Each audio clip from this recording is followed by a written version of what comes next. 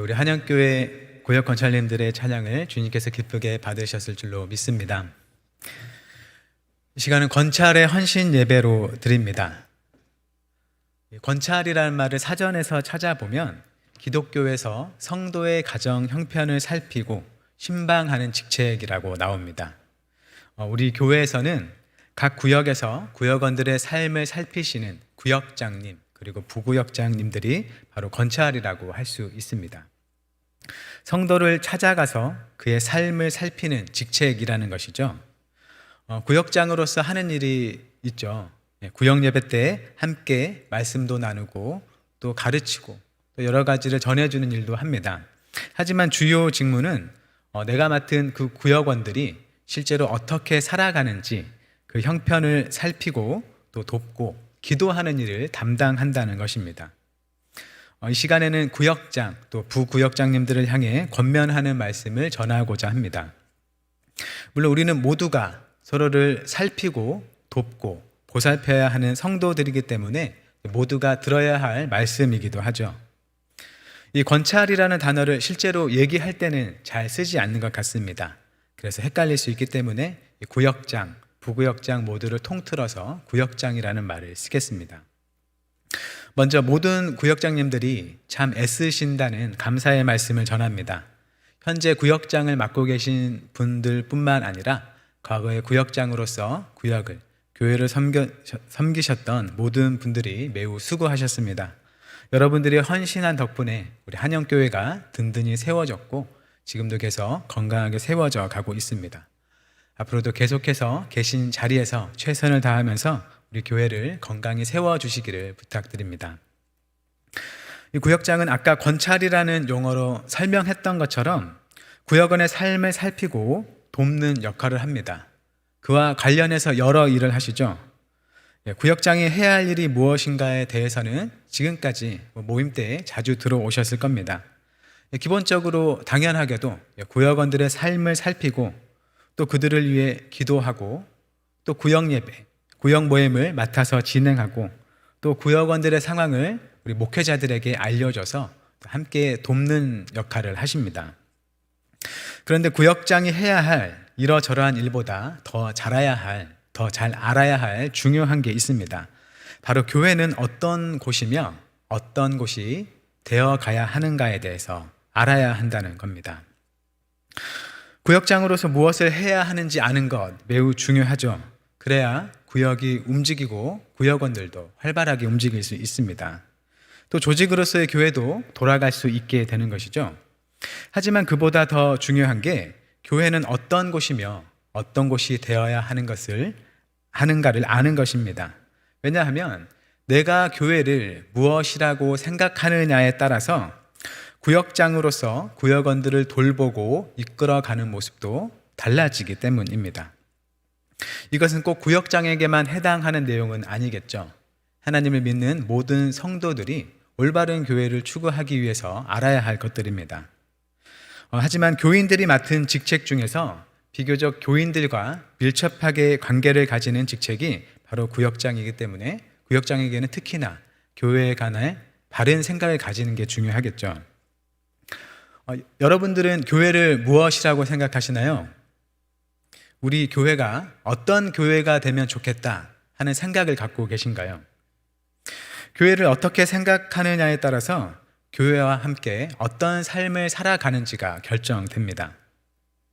예를 들어서 이 교회는 모여서 노는 모임이야 라고 생각한다면 구역원들과 함께 만나면 그들과 함께 놀기 위해서 열심히 노력하겠죠.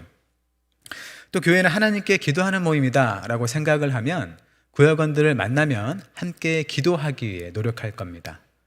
예배에 대해서도 마찬가지겠죠. 비판적으로 한번 예를 들어보겠습니다. 만약에 교회에 대해서 약간 어긋나게 오해를 해서 교회는 자기가 가진 소원을 비는 모임이야 라고 생각을 한다면 구역원들과 함께 모였을 때 기도에 열심히 힘을 쓰겠죠. 하지만 그 기도의 내용은 사실 우리가 배우는 성경의 내용과는 매우 동떨어져 있을 수 있습니다. 이것저것 자기가 원하는 것을 내놓으라고 하나님께 떼쓰는 그런 기도를 드리게 되겠죠. 겉으로는 교회 기도 모임이지만 사실은 일반 무속신앙과 다를 것 없는 모임이 될 겁니다. 이 예배에 대해서도 단지 공예배가 있을 때 예배당에 와 있는 것 자체만을 예배라고 생각하고 단지 그걸 위해 힘쓴다면 실제 삶과 믿음에는 별 의미 없는 우리 육신의 활동만이 될 것입니다. 예배의 형태는 있지만 사실은 믿음은 없는, 활력은 없는 모임이 되겠죠. 그래서 교회를 무엇라 생각하고 또 어떤 교회가 되고자 하는지, 그것이 노력하는지 그 생각을 점검하는 것은 매우 중요합니다. 그 생각의 방향대로 내가 맡은 구역을, 또 내가 맡은 구역원들을 이끌어가고 격려할 것이기 때문이죠. 그 생각의 방향대로 우리 구역원들 한 명 한 명이 교회의 모습을 이뤄갈 것이기 때문입니다.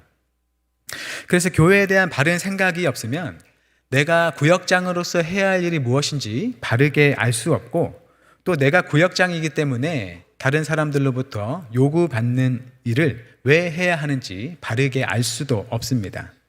시키니까 또 해달라고 하니까 하는 정도를 넘어서지 못하는 것이죠. 바른 교회란 어떠해야 하는지를 알고 또 그러한 교회를 추구하는 중에 그 안에서 나의 자리를 알고 그 자리에서 나의 책임을 다하는 것이 바른 교회를 만들어가는 길입니다.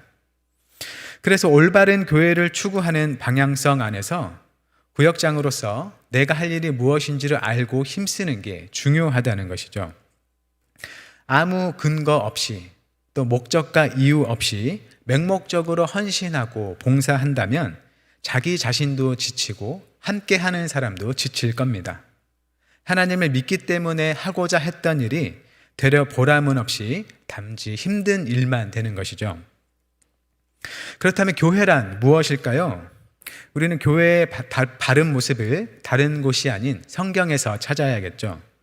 고린도전서 1장 2절 상반절 말씀은 교회를 간단하게 이렇게 말합니다. 제가 봉독합니다.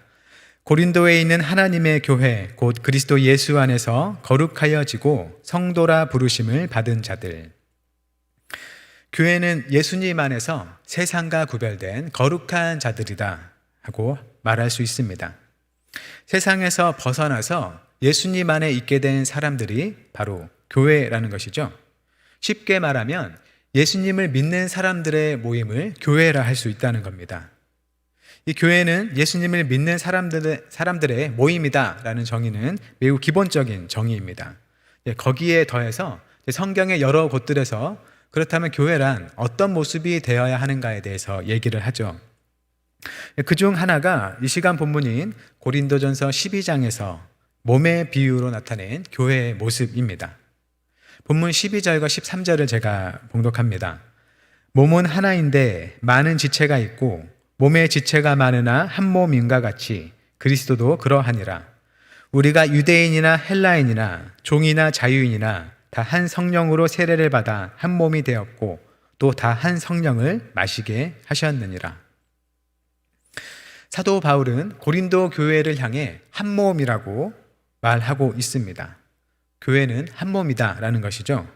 몸이 여러 지체들로 이루어져 있는 것처럼 교회도 여러 신자들로 이루어진 공동체라는 것입니다. 성경은 믿는 자에게 성령이 오셔서 함께 하시기 때문에 개개인이 하나님의 성전이라고도 말합니다. 교회는 그런 신자의 공동체인 것이죠. 그래서 기본적으로 교회는 언제나 혼자이지 않습니다. 우리가 교회에 각각 이름을 붙여서 서로 구분해서 그렇지 교회는 원래 하나이고 믿는 자들이 서로 알지 못한다고 하더라도 서로 교회를 이루고 있는 것입니다. 요즘 시대적인 환경 때문에 온라인으로 예배하는 경우가 많이 있죠. 그래서 집에서 혼자 스마트폰으로 또는 TV로 또는 컴퓨터를 통해서 예배하는 일이 많이 있습니다. 하지만 그런다 할지라도 엄밀히 말하면 그것은 혼자 예배하는 것이 아닙니다.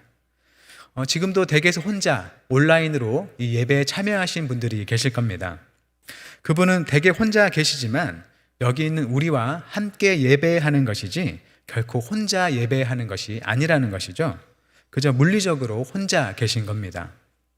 예배를 받으시는 하나님이 계시고 우리는 하나님을 통해서 다른 믿는 자와 늘 함께 있는 것입니다. 우리는 하나님 안에서 언제나 다른 믿는 자들과의 관계 속에 있다는 것이죠. 그런데 우리는 이걸 자주 잊어버립니다. 본문은 매우 알기 쉽게 교회를 몸에 비유해서 표현합니다. 교회를 몸에 비유하면서 직관적으로 교회가 어떤 존재인지 우리에게 떠올리게 하는 것이죠. 교회는 하나의 몸입니다. 그런데 여러 지체로 이루어진 하나의 몸이라는 것이죠. 서로 다르지만 유기적으로 연결되어 하나가 된 몸입니다. 먼저 교회는 여러 지체로 이루어진 몸이라는 점을 살펴보겠습니다. 본문 14절부터 16절까지 말씀입니다. 몸은 한 지체뿐만 아니요 여럿이니 만일 발이 이르되 나는 손이 아니니 몸에 붙지 아니하였다 할지라도 이로써 몸에 붙지 아니한 것이 아니요 또 귀가 이르되 나는 눈이 아니니 몸에 붙지 아니하였다 할지라도 이로써 몸에 붙지 아니한 것이 아니니. 몸이 각기 다른 여러 지체로 이루어진 것처럼 교회도 각기 다른 여러 사람들로 이루어져 있습니다. 나와 얼굴이 다른 것은 당연하고 또 생각도 삶의 자세와 가치관도 서로 다른 사람들이 함께 있습니다. 우리가 가진 몸의 어깨에는 팔이 붙어 있어야 자연스럽죠. 거기에 다리가 붙어 있으면 매우 자연스럽지 않을 겁니다. 그런데 그게 이제 사람들과의 관계에서도 비슷하게 나타나는 것이죠. 다행히 어떤 사람은 내가 좋아하는 어떤 점을 갖고 있거나 또 나와의 어떤 연결점이 있어서 내 마음에 들기도 하지만 또 어떤 사람은 나와 도무지 어떤 연결점이 없어서 내 마음에 들지 않을 때가 있습니다. 믿는 사람들 모두가 내 마음에 꼭 맞으면 좋겠지만 모두에 대해서 그렇지는 않다는 것이죠. 상대방의 가진 외모나 인상이 나의 마음에 들지 않을 수 있습니다. 여러분은 외모를 보시나요? 아니면 안 보시나요? 지금 제 얼굴을 보면 어떤 마음이 드시나요? 만약 여기서 같은 말을 요즘 유명한 가수 임영웅 씨가 한다면 조금 다르게 다가올 수 있겠죠. 어떤 교회의 잘생긴 목사님에 대해서 그 교회 권사님들이 이렇게 얘기한다는 말을 들었습니다. 저 목사님은 설교단 위에 서기만 해도 은혜가 되더라. 얼굴이 설교 하나님 말씀 들으러 오지만 얼굴이 보일 수밖에 없죠. 안 보려 하더라도 사람을 볼 때 가장 먼저 들어오는 게 외모입니다.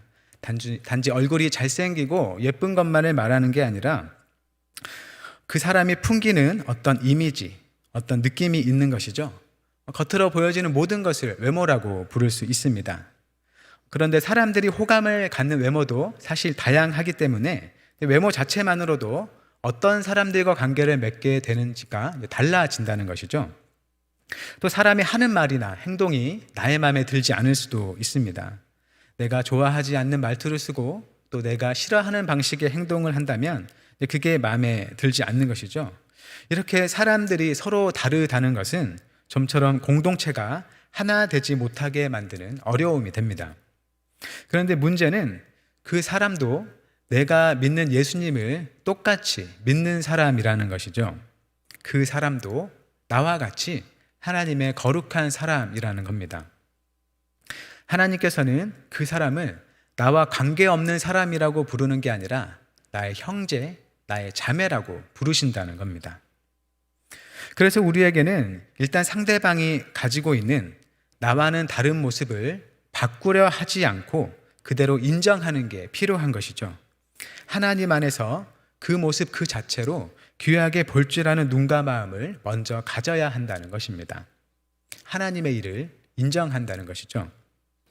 구역장 여러분이 맡으신 구역원들 중에도 원래 기본적으로 내 마음에 맞는 구역원이 있는가 하면 또 기본적으로 내 마음과 맞지 않는 구역원이 있을 수 있습니다.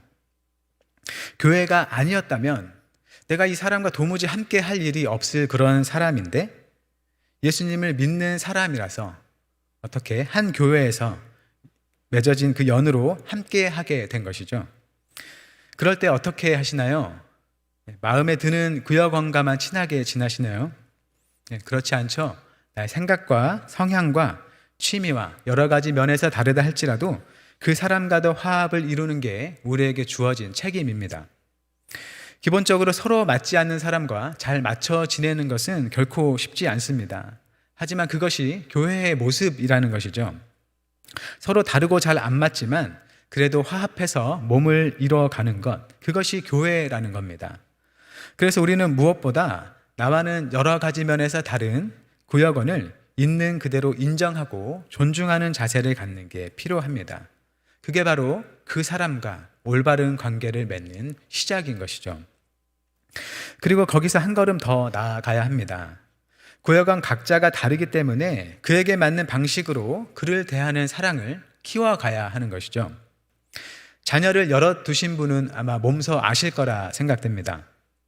내 자녀라고 해서 다 같은 모습과 다 같은 성격의 자녀는 아니죠. 어떤 자녀는 조용한가 하면 어떤 자녀는 굉장히 활발합니다. 또 어떤 자녀는 생각이 굉장히 민첩한데 어떤 자녀는 비교적 둔할 수 있죠. 그럴 때 부모는 그 두 자녀들을 또는 세 자녀들을 마냥 똑같이 대하지는 않을 겁니다. 아이의 성향에 맞게 각각의 필요에 맞게 대하는 것이죠. 많이 요구할 수 있는 자녀에게는 많이 요구하고 또 적게 요구해야 하는 자녀에게는 적게 요구합니다. 하지만 그렇더라도 같은 사랑을 가지고 그렇게 하는 것이죠. 엄격한 듯 보여도 그 아이에게는 알맞은 사랑이고 또 느슨한 듯 보여도 그 아이에게는 그 모습이 알맞은 사랑인 것입니다. 그래서 우리 구역장님들은 자신이 맡은 여러 구역원에 대해서 알아가는 것에 대해 게을리해서는 안 된다는 겁니다. 모두를 똑같은 선상에 놓고 보려 해서는 안 된다는 것이죠. 구역원들을 잘 알고 구역원들 각자에게 각자의 것을 주기 위해서 힘써야 한다는 겁니다. 여기 모여있는 우리가 모두가 각기 다릅니다. 하지만 하나님께서는 우리를 똑같이 무한하게 풍성히 사랑하시고 우리 각자의 모습에 맞게 우리를 대하시고 우리 삶을 인도하십니다. 우리는 같은 하나님과 관계를 맺었습니다. 하지만 서로가 각기 다른 삶을 살아가고 있습니다. 사람들을 둘러보면 사실은 어떤 사람은 더 나은 삶을 살아가는 것처럼 보이고 또 다른 어떤 사람은 좀 더 못한 삶을 살아가는 것처럼 보일 때가 있습니다. 그럼에도 믿는 자들이 공통되게 고백하는 것은 하나님께서 우리를 사랑하신다는 것이죠. 다른 모습으로 살아가고 또 서로 다른 것들을 받으면서도 하나님은 우리를 사랑하신다고 인정하고 고백하는 것입니다. 그래서 너무나 감사할 수 있는 것이죠. 내가 볼 때에는 내 앞에 있는 어떤 사람이 하나님께 실망할 수밖에 없는 상황에 놓였는데도 그 사람은 하나님을 향해 감사를 말합니다. 그것이 너무나 놀라운 것이죠. 그 사람에게 맞는 방식으로 사랑을 보여주시는 하나님의 지혜인 것입니다. 우리가 각 구역원의 다름을 인정하고 그에 맞게 대하고 사랑하고 섬기는 것은 각자의 삶 속에서 함께 하시면서 우리가 알 수 있는 방식으로 사랑을 보이시는 바로 그 하나님을 나타내는 것입니다. 그러니 여러분께서 각 구역원과 관계를 맺으면서 그를 알아가고 배워가는 일을 멈추지 않으시기를 바라고 그를 위해 그에 맞게 대하며 하나님의 사랑을 나타내는 일에 은혜가 있기를 바랍니다. 그 모든 일에 하나님의 지혜가 함께 하기를 바랍니다. 이제 교회는 여러 지체로 이루어진 하나의 몸이라는 비유에서 두 번째인 하나의 몸된 점에 대해 살펴보겠습니다. 본문 26절과 27절입니다. 만약 한 지체가 고통을 받으면 모든 지체가 함께 고통을 받고 한 지체가 영광을 얻으면 모든 지체가 함께 즐거워하느니라. 너희는 그리스도의 몸이요 지체의 각 부분이라. 몸은 각기 여러 다른 지체들로 이루어져 있습니다. 서로 공통점이 없고 닮지 않을 수 있는 것이죠. 하지만 한 몸이라는 겁니다. 몸의 한 부분이 어떠하면 그 부분이 붙어있는 몸 역시 어떠하게 되는 것이죠. 한 지체가 아프면 모든 지체가 함께 아픔을 나누게 되고 한 지체가 상쾌하면 모든 지체가 함께 상쾌함을 나누게 됩니다. 물론 이 몸의 비유를 문자 그대로 따르게 되면 왼손이 아프다고 해서 오른손이 아픈 건 아니라고 할 수는 있겠죠. 하지만 몸으로서는 어느 지체가 아프든 그 고통을 함께 나눈다는 의미이겠습니다. 마찬가지로 교회가 한 몸이라는 것은 우리는 모두 서로가 영향을 주는 존재라는 겁니다. 우리 성도들 서로가 개인적으로 다 알지 못할 수 있습니다. 하지만 그럼에도 우리가 서로 관계 없는 사람이 아니라는 것이죠. 서로 알지 못하기 때문에 우리 눈에는 서로 관계 없는 사람들로 보일 수도 있습니다. 하지만 실제로는 서로 영향을 주는 밀접한 관계를 이루고 있다는 것이죠. 아프면 함께 아프고 좋으면 함께 좋을 관계라는 겁니다.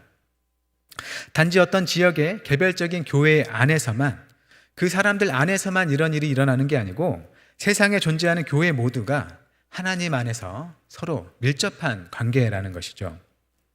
요즘 우리가 겪고 있는 것이기도 합니다. 코로나가 시작된 후로 우리 한영교회가 대외적으로 어떤 잘못을 한 건 없습니다. 정부의 방역 지침을 가능한 잘 지키고 있습니다. 하지만 어떤 교회들은 그렇지 못했죠. 그 결과 코로나를 집단으로 감염시키는 일들이 있었고, 당연히 그 일은 뉴스에도 나오고 교회를 다니지 않는 많은 사람들이 교회를 좋지 않은 시각으로 바라보게 되었습니다. 우리 교회는 방역 지침을 지켰음에도 우리 교회 교인들도 교회를 향한 사람들의 불편한 시선에서 자유로울 수는 없게 되었죠. 우리 교회는 그 코로나로 문제됐던 교회와 관계가 없습니다 라고 말해봤자 사람들은 동의하지 않습니다. 우리도 똑같은 교회라는 것이죠. 오히려 믿지 않는 사람들 역시 성경이 말하는 것처럼 모든 교회를 하나로 보고 있다라고 얘기할 수 있습니다. 이 경우는 교회가 전체로서 하나로 여겨진 매우 표면적인 예라고 할 수 있습니다. 우리가 교회가 한 몸이라는 것을 좀 더 깊은 차원에서 생각해 봐야겠습니다. 교회가 고통과 영광을 함께 나누는 한 몸이라는 것은 어딘가에서 교회로 존재하는 누군가와 내가 설사 서로 알지 못하는 관계라도 그 사람의 아픔이 나의 아픔이 되고 그 사람의 기쁨이 나의 기쁨이 되는 것을 기꺼이 받아들이는 데까지 나아가야 한다는 것입니다. 서로 알지 못하는 관계이지만 우리는 예수님 안에서 한 몸이 된 존재, 같은 아버지를 둔 형제와 자매, 한 가족이기 때문에 우리는 서로가 알지 못하더라도 서로 의미가 있는 존재라는 것을 생각하면서 이 땅에서 한 명의 교회로서 살아가야 한다는 겁니다. 구역장으로서 오늘 하루를 살아가는 것이 내가 오늘 실제로 구역원과 어떤 만남을 갖거나 어떤 관계를 갖지 않았더라도 서로에게 영향과 의미가 있다는 것을 생각해야 한다는 겁니다. 비록 내가 하는 일이 내 구역원에게 어떤 영향을 정확하게 끼치는 것일까 알기는 어렵습니다. 하지만 내가 일어서는 것이 우리 구역원에게 힘이 될 수 있고 또 내가 넘어지는 것이 구역원에게 아픔이 될 수 있다는 것을 생각하면서 매일을 살아가는 것입니다. 그 반대의 경우도 가능하겠죠. 구역원이 넘어지는 것이 나에게 아픔이 될 수 있고 구역원이 일어서는 것이 나에게 힘이 될 수 있다는 걸 생각하는 것입니다. 그렇기 때문에 이 한 구역원을 살리는 일을 마치 나를 살리는 것처럼 동일하게 여기는 마음으로 구역원을 돌보게 되는 것이고 또 성실하게 나를 잘 돌보는 것 역시 나의 구역원을 위한 일이 되는 것이죠. 또 어떤 구역원과는 비교적 관계가 가깝고 또 어떤 구역원과는 비교적 관계가 멀 수도 있습니다. 하지만 그 관계의 멀고 가까움과는 별개로 우리는 주님 안에서 한 몸이기 때문에 서로에게 영향을 끼치는 존재, 의미가 있는 존재라는 것을 생각하며 살아가는 겁니다. 그것이 구역장이라는 직책을 가지고 살아가는 것, 또 한 명의 교회로서 이 땅을 살아가는 것입니다. 이러한 인식을 가지고 구역을 돌보고 교회를 위해 봉사할 때 우리의 섬김은 맹목적인 돌봄과 섬김이 되지 않고 교회를 점점 하나님께서 주시는 다채로운 모습으로 갖고 가면서 한 몸이 되게 하는 기쁘고 즐거운 일이 될 것입니다. 이제 말을 맺겠습니다. 예수님을 믿는 우리는 각기 모습과 생각은 다르지만 이 땅에서 한 몸 된 교회로서 살아가는 존재입니다. 서로 다르기 때문에 맞춰가야 할 것이 많고 또 서로 품어줘야 할 것이 많이 있습니다. 그 과정에서 누군가는 소외되고 하나된 무리에서 떨어져 나가는 일도 생깁니다. 그런 안타까운 일들 속에서 나와 그 사람의 다르다는 것은 우리를 지으신 하나님께서 그 생각이 너무나 다양하고 크기 때문에 그렇다는 것을 기억할 수 있기를 바랍니다. 그 사람의 다름이 나쁘거나 잘못된 것이 아니고 똑같이 하나님의 손에서 생겨난 것임을 생각하면서 그 다른 것 자체를 하나님의 것으로 받아들일 수 있기를 바랍니다. 우리는 서로 달라도 또 혹은 서로 잘 알지 못해도 하나의 몸된 교회입니다. 나에게 있는 일이 그에게 의미가 있고 또 그에게 있는 일이 나에게 의미가 있는 공동체입니다. 그 모습이 우리 눈에는 분명하게 보이지 않아도 하나님께서는 우리를 한 몸된 자녀로 부르셨습니다. 이곳에 함께 예배하는 한영교회 성도님들 뿐만 아니라 세계 곳곳에서 하나님을 예배하는 모든 자들이 우리의 형제이고 자매라는 것을 인식하며 살아가는 하나님의 참된 교회가 될 수 있기를 바랍니다. 늘 수고하시는 구역장님들께서 교회를 향한 이러한 비전과 소망을 가지고 맡으신 일에 임해 주시기를 부탁드립니다. 사람을 살피고 돌보는 일 매우 어려운 일이죠. 계속해서 관심을 기울여야 하고 때로는 서운함을 느끼기도 하고 또 마음에 상처를 입기도 합니다. 하지만 먼저 은혜를 받고 그 사랑을 풍성히 아는 성도로서 나의 다양한 구역원들을 하나님의 다양한 그 방식의 사랑으로 돌봐주시기를 바랍니다. 한영교회 공동체 안에서 여러분의 구역원들의 버팀목이 되어주시고 함께 슬퍼하고 기뻐하며 한몸된 서로의 삶을 나눠주시기를 바랍니다. 여러분이 살아가는 모든 삶에 하나님의 은혜와 능력이 함께하고 여러분의 섬김을 통해서 우리 교회를 주님의 참된 교회로 빚어가 주실 것을 믿습니다. 그 모든 수고와 헌신 위에 하나님의 칭찬과 영광이 늘 있기를 주님의 이름으로 축원합니다. 기도하겠습니다. 사랑이 많으신 하나님 아버지, 우리를 주님의 자녀로 택하시고 부르시어 주님의 교회로 세워주신 은혜에 감사드립니다. 우리의 모습이 서로 다르고 생각이 다르지만 하나님 안에서 한 몸된 교회임을 생각하며 하나 되어 살아가게 하옵소서. 특별히 주님께서 주님의 자녀들을 맡겨주신 구역장들에게 큰 은총과 능력을 더하시어 맡은 직책을 잘 감당하게 하시고 이들을 통해서 주님의 사랑을 부어주시며 주님의 교회를 진리 안에 건강하게 세워주옵소서. 함께하는 모든 구역원들이 이들의 수고를 통해 주님을 만나고 주님과 더욱 가까워지며 함께 울고 웃는 교회의 하나됨을 이뤄가게 하옵소서. 우리를 주님 안에 참된 교회로 세워주시길 구하오며 예수님의 이름으로 기도드립니다. 아멘.